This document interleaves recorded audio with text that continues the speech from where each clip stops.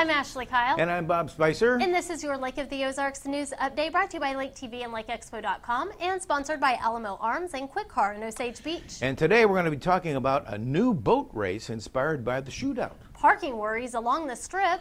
Vow renewals at Bridal Cave. A local team that pulled a sunken boat from deadly waters. United Bow Hunters of Missouri's Winter Festival. Jobs on the chopping block at Fort Leonard Wood and how that could affect the lake. And much more. Plus, we'll have a look at events coming to the lake this weekend. All of that after a message from Quick Car. We'll be right back.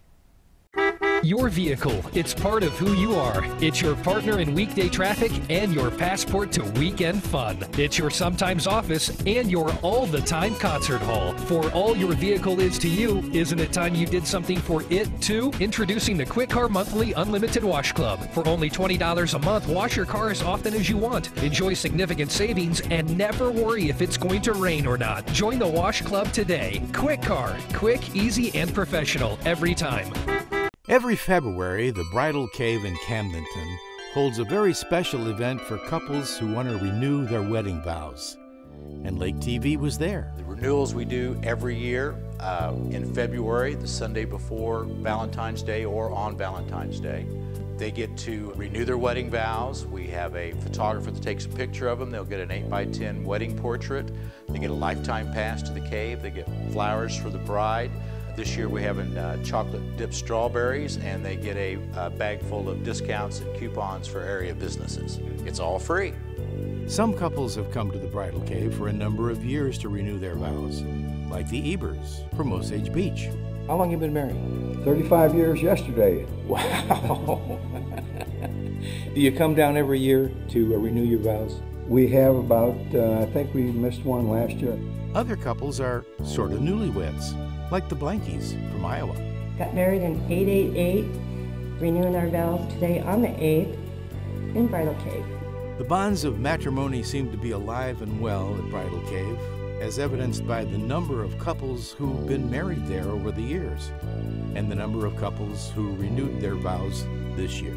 On June 1st of 1949, Mr. and Mrs. Basil Cole of Sedalia, Missouri, was the first couple to get married in the cave in the second room known as the Bridal Chapel. As of this morning, we've had 2,795 weddings in the cave. We'll do about 200 renewals today. Having witnessed your vows of affirmation with all who are assembled here, I do affirm that you express your desire to continue as husband and wife. Bob Spicer for Lake TV at the Bridal Cave in Camdenton. There's a new shootout in town about 3 hours southwest of Lake of the Ozarks. Officials in Grove, Oklahoma recently approved the new event on the state's popular Grand Lakes O' the Cherokees. It's scheduled for July 10th and 11th, and organizers Ken and Linda Little have been looking to the Lake of the Ozarks for a few tips on getting started. Local shootout director Ron Dugan says his biggest pointers for the new event focused on safety and community involvement. Several racers have already confirmed they'll be at the new shootout, and Dugan says he'll be there too. He thinks this will be a great warm-up event for racers coming to the Lake of the Ozarks for the 27th annual shootout in August. The official start of the summer season may be months away, but business owners along the Bagnell Dam Strip are already sweating the area's lack of parking. Some fear they're losing business as tourists pass through the strip without finding a place to park. Currently, there are only 192 lakeside parking spaces and 179 landside. There are also no public boat slips available to access the strip, and last week business owners got together at Stewart's Restaurant to work on a solution, hopefully. They formed a task force to work with city officials in finding grant opportunities to build more parking areas. They also hope to work with the owners of abandoned buildings along the strip to replace them maybe with parking lots. Camdenton officials gave final approval last week to a round of new animal ordinances for the city.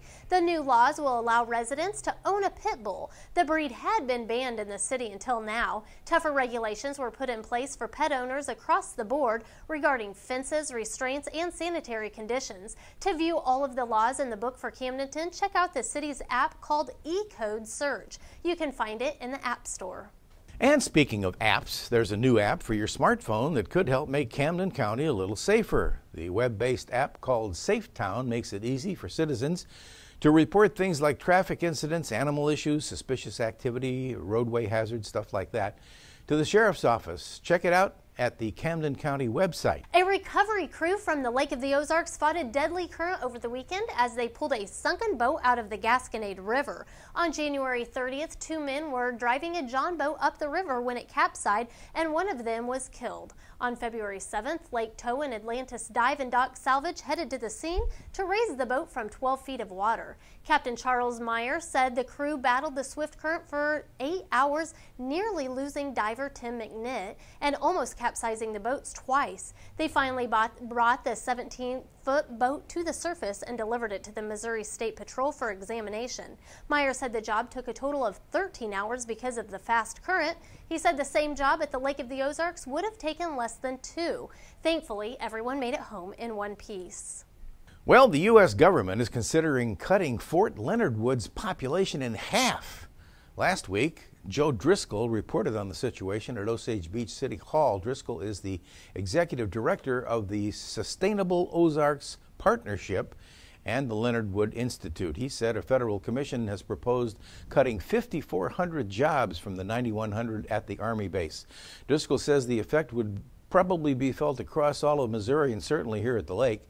He estimates a loss of annual sales for the region would cost about $300 million a year.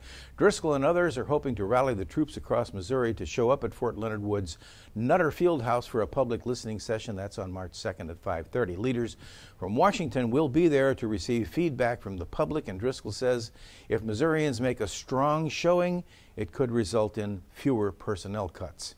Could Camdenton soon be smoke-free? The city board was drawn into that debate last week when Mayor John McNabb reported that Community for Healthy Living and the American Lung Association have offered to assist the city in banning smoking in public places, including privately owned businesses. He pointed out that several business owners encouraged the city to consider such a policy several years ago. Since then, some have become smoke-free and have seen good results, according to the mayor. But city aldermen aren't so sure they should be the ones to stomp out cigarettes. No decision was taken, but the board members said they would be open to seeing petitions dealing with the issue.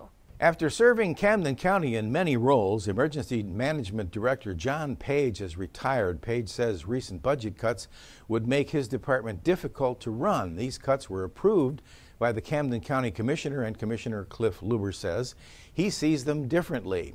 He says they've been generous to the Emergency Management Agency and simply made cuts in areas where spending was under budget last year. The commission did agree to help pay for a secretary for emergency management, however.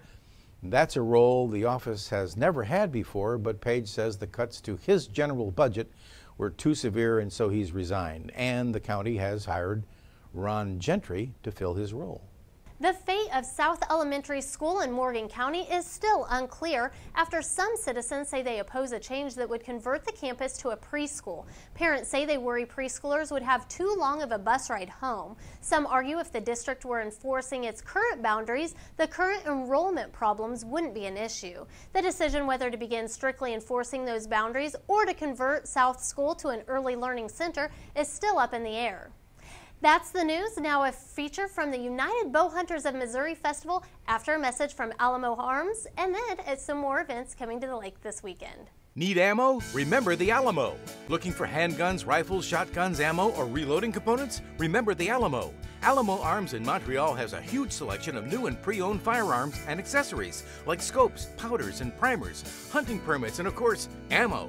Alamo Arms also buys, sells, and trades for guns, ammo, and reloading supplies. Remember the Alamo! Locally owned Alamo Arms in Montreal, next to the post office.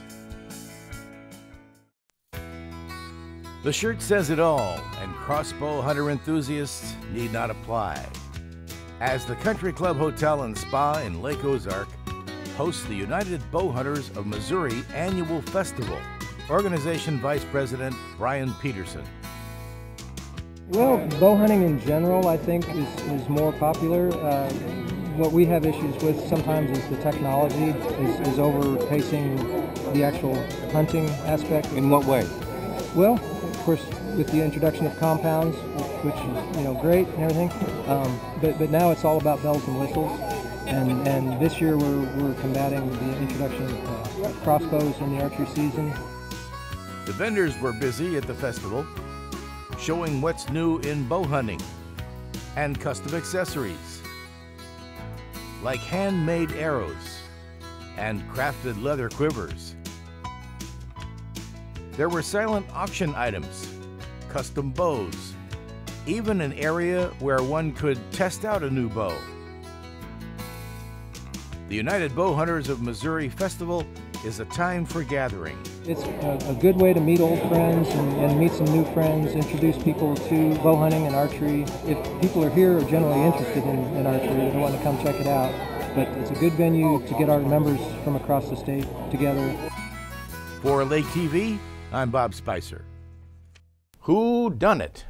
You'll find out at the Valentines Murder Mystery Dinner coming to City Grill in Osage Beach. It's on Friday the 13th, but don't fear, you can be a cheap date. Tickets are $25 a person for dinner and the show. You got to call to reserve your tickets. The cash bar opens at 6 on Friday. Dinner is served at 6:30. The Gravois Arm Lions Club is hosting their own Valentine's Dinner on Saturday evening. For $35 a couple, you can enjoy a filet mignon or Cornish hen with all the fixins. You can get tickets from club members or call the Lions Club to reserve them. And if you want to shake a leg on Valentine's Day, the Lake of the Ozarks Swing Dance Club is hosting a dance Saturday night at Country Club Hotel and Spa. There's a free lesson at 7 if you're a little rusty, and at 8 o'clock, the dancing begins. Last weekend was great golfing weather, and as long as it's above 40 degrees, the winter tour at Deer Chase Golf Club continues this Saturday. It's a two-person scramble, but you can register a group of 4. The tournament starts at 10 a.m. as long as it's warm enough. So watch the weather, and if it's cold, you can always stay indoors and work on your putting. It's a chance to showcase your talent. The next 2 Sundays, the Sunrise Beach Little Theater's holding auditions for a variety show. They're open to all ages and a variety of talents including singing, acting, dancing, and acoustic musicians. No bands, however, are allowed. The auditions are from 2 to 5 p.m. and you can call the theater for more information. That wraps up this week's Lake of the Ozarks News Update. I'm Ashley Kyle. And I'm Bob Spicer, and thanks for watching us on Como Connect Channel 90, and watch us anytime on mylaketv.com, and we'll see you next time.